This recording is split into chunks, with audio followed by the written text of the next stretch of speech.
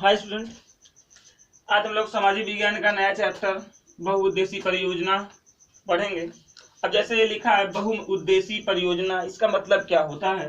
तो बहु मतलब होता है बहुत और उद्देशीय मतलब हो गया उद्देश्य।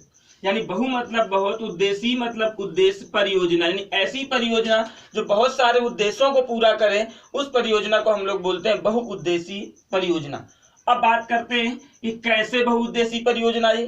तो देखिए, जैसे नदी है आपकी, अब ये नदी बना दी हमने, अब नदी में हम लोग बांध बना दे इस प्रकार से भारी। अब जब ये बांध बन जाएगा तो पानी यहाँ पर आएगा, पूरा पानी ये भरेगा, बांध पूरा जब भर जाएगा तो ऊपर से पानी यहाँ गिरेगा और पानी जाएगा, समझिएगा। अब हम यहाँ पर एक पवन चक्की लगा दें इस प्रकार से, जब ऊपर से पानी बड़ी तेजी के साथ इस पवन चक्की पर गिरेगा तो पवन चक्की आपकी घूमने लगेगी, और पवन चक्की घूमेगी तो हमें एक चीज उत्पादन मिलेगा, जिससे यानी बिजली। तो हमारा बिजली उत्पादन होने लगेगा। इसके बाद अब यहाँ पानी ज्यादा मात्रा में भरा हुआ है, तो हमने क्या किया, यहाँ पर छोटी सी नहरें बना दी खोद करके, और जिन गांवों में नहर नहीं है, नदी नहीं है, यानी सिंचाई के साधन नहीं है, उन गांवों से इसे गुजार दिया। तो उन गांवों से जब गुजार देंगे तो उन गांवों में भी सिंचाई के साधन उपलब्ध हो गए, तो यानी बिजली उत्पादन होने लगा, सिंचाई के साधन उपलब्ध होने लगे। इसके बाद क्या किया गया कि यातायात के साधन में तो कोई दिक्कत नहीं, यातायात के साधन भी उपलब्ध हो गए, सुविधा हो गई यातायात के साधन में सुविधा। तो यातायात के साधन में सुविधा, सिंचाई के साधन में सुविधा, इसके बाद में बिजली उत्पादन में सुविधा। इसके बाद में अगर बात करते हैं इन सब चीज के बाद में, अगर इसके बाद तो देखो इसके बाद क्या हुआ, अगर हम इसके बगल में तालाब बना दे और मछली उत्पादन करने लगे तो मछली भी उत्पादन होने लगे, यानी मत्स्य उत्पादन में सुविधा होने लगे, मछली पालन होने लगा।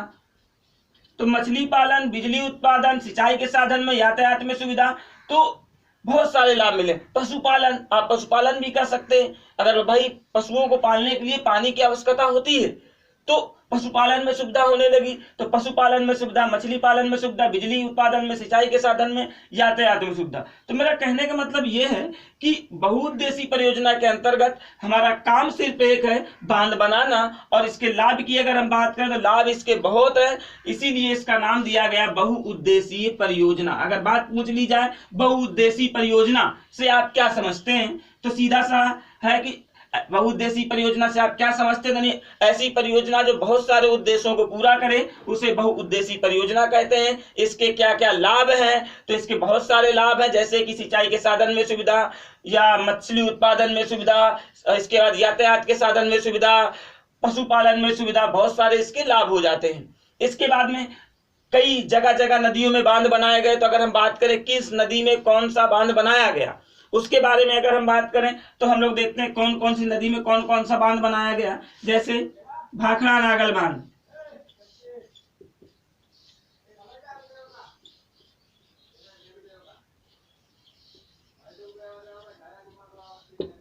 भाखड़ा नागल बांध। इसके बाद हम बात करते हैं नागा अर्जुन सागर बांध, नागा अर्जुन सागर बांध। इसके बाद हम बात करेंगे हीराकुंड बांध,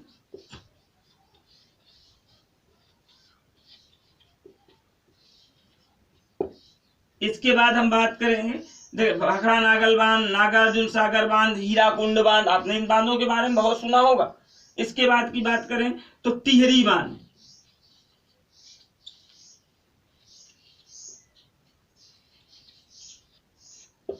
टिहरी बांध। चलो इन बांधों के बारे में पहले हम देखते हैं, फिर आगे चलते हैं। अब देखो, जैसे कोई पूछ ले भाखड़ा नागल बांध किस नदी पर है, तो भाखड़ा नागल बांध किस नदी पर है, कहां पर है, तो बेटा देखिए इस चैप्टर में बहुत सारे बांध हैं। मैंने स्टार्ट किया, जैसे अब लिखा भाखड़ा नागल बांध किस नदी पर है, तो भाखड़ा नागल बांध किस नदी, भाखड़ा नागल बांध जो आपका है ये बेटा है सतलज नदी पर। किस नदी पर है, सतलज नदी पर। तो भाखड़ा नागल बांध की बात करें तो सतलज नदी पर आपका है।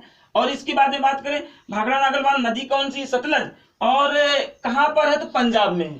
कहां पर है, पंजाब में, यानी सतलज नदी पर है और कहां है, पंजाब में। इसके बाद नागार्जुन सागर बांध, तो नागार्जुन सागर बांध जो आपका है ये आपकी कृष्णा नदी पर है, कृष्णा नदी। और कहां पर है, तो ये आपका है तेलंगाना में, तेलंगाना।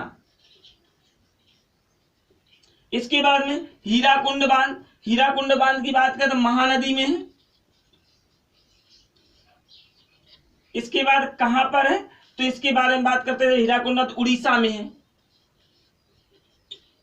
इसके बाद टिहरी बांध, टिहरी बांध की अगर बात करते हैं, देखो हीराकुंड हो गया आपका, और हीराकुंड के बाद आपका टिहरी बांध आता है, ठीक है ना। तो हीराकुंड बांध के बाद टिहरी यानी भागीरथी नदी पर है, भागीरथी कहां पर, तो ये है उत्तराखंड। ये तब कैसे याद करना, बहुत आसानी से आप याद करेंगे। जैसे भाखड़ा नागल बांध, तो भाखड़ा नागल बांध, भाखड़ा से हो गया भांगड़ा, भाखड़ा से क्या हुआ भांगड़ा, और भांगड़ा सबसे ज्यादा कहां बसते हैं, तो भांगड़ा सबसे ज्यादा आपके पंजाब में बसते हैं, पंजाब का मुख्य डांस ही भांगड़ा है। तो भाखड़ा नागल बांध, भांगड़ा कहां बचेंगे बेटा, पंजाब में। तो भाखड़ा नागल बांध कहां पर है, पंजाब में। नदी आपको याद रखनी पड़ेगी बेटा, सतलज नदी पर है, पंजाब में है। नागा, नागा से हो गया आपका नागा से नाग, नागार्जुन सागर बांध। तो नागा से क्या हुआ नाग, और नाग किसकी रक्षा करते हैं, आपको पता होगा, जब वासुदेव जी श्री कृष्ण जी को ले जा रहे थे तो शेष नाग उसकी रक्षा कर रहे थे, किसकी, श्री कृष्ण जी की रक्षा कर रहे थे। तो बात करें कि कृष्ण जी की रक्षा कौन कर रहा था, अगर इसके बारे में बात करेंगे, नागा, नागा से हुआ नाग, और नाग किसकी रक्षा कर रहे थे, कृष्ण जी की। तो अगर नाग रक्षा कर रहे थे कृष्ण जी की, तो कौन सी नदी हो गई, कृष्णा नदी। तो नागा से नाग, और नाग रक्षा किसकी कर रहे थे, कृष्ण की, तो हो गई कृष्णा नदी। अब इसके बाद में जब श्री कृष्ण जी को ले जाया गया, जब वासुदेव जी ले गए, यशोदा माता जब के यहाँ जब पहुंचे श्री कृष्ण जी, तो यशोदा माता क्या करती हैं, श्री कृष्ण जी की जब बचपन में बालक होता है तो क्या लगाती है, तेल लगाती है। भाई बच्चों की हड्डी मजबूत हो जाए इसलिए क्या लगाया जाता है, तेल लगाया जाता है। तो उन्होंने क्या लगाया, श्री कृष्ण को तेल लगाया, और तेल लगाया तो कहां पर है, तेलंगाना। तो अगर बात करते हैं नागार्जुन सागर, तो नागा से नाग, और नाग रक्षा किसकी कर रहे थे, कृष्ण जी की, तो कृष्णा नदी पर है। और यशोदा मैया फिर क्या करती है, कृष्ण जी के तेल लगाती है, यानी तेलंगाना। तो नागार्जुन सागर बांध कहां पर है, कृष्णा नदी पर है, तेलंगाना में है। आगे आपका जैसे बांध आ जाए हीराकुंड बांध। फिर हीराकुंड बांध की अगर आप बात करेंगे, अब मान लो किसी व्यक्ति को हीरा मिल जाए, सपोज दैट हीरा मिल गया, तो अपने आप को क्या समझेगा, बहुत महान समझेगा अपने आप को, वो सोचेगा कि नहीं हमसे महान कोई है ही नहीं। तो हीराकुंड बांध की अगर बात करें, अगर किसी को हीरा मिल जाएगा तो अपने आप को क्या समझेगा, बहुत महान समझेगा। तो इसका मतलब है हीराकुंड बांध कहां पर है, महानदी पर है, महान समझेगा ना। अगर हीरा मिल जाएगा वो किसी को समझेगा नहीं, तो कहां पर है, महानदी पर है। इसके बाद अगर हीरा पा जाएगा ना बेटा, तो उड़ेगा भी बहुत, उड़ेगा कि हमसे बड़ा कोई है ही नहीं है, हम ही है जो है। तो कहां पर है, उड़ीसा में। तो हीराकुंड बांध महानदी पर है और उड़ीसा में है। टिहरी बांध, टिहरी बांध के बारे में बात करते हैं। टिहरी, टिहरी से बता देंगे, टी से हुआ टिकट, टी से क्या हुआ, टिकट। अगर बात करें टिकट, टी से टिकट हो गए।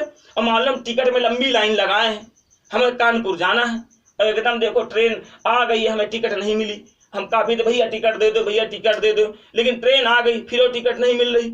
अचानक हमको भैया घुस पिस के ऊपर चढ़ चुड़ के कानपुर वाली स्टाइल में घुस के बिल्कुल टिकट हलीन, तैसे गाड़ी चल दिया। अब गाड़ी चल दिया, हमको जैसे टिकट मिली तो हम क्या करेंगे, गाड़ी चली, हम एकदम टिकट पकड़ के सीधे भागेंगे। और भागेंगे तो टिहरी बांध है बेटा भागीरथी नदी पर। किस नदी पर है, भागीरथी नदी पर। तो टिहरी बांध भागीरथी नदी, और जैसे हमारा कानपुर आ जाएगा तो हम क्या करेंगे, उतर जाएंगे। तो यानी ये कहां पर है, उत्तराखंड पर। यानी टिहरी बांध जैसे टिकट मिली भागे तो भागीरथी नदी पर है, कानपुर आओ उतर गए तो उत्तराखंड में है। Thank you class.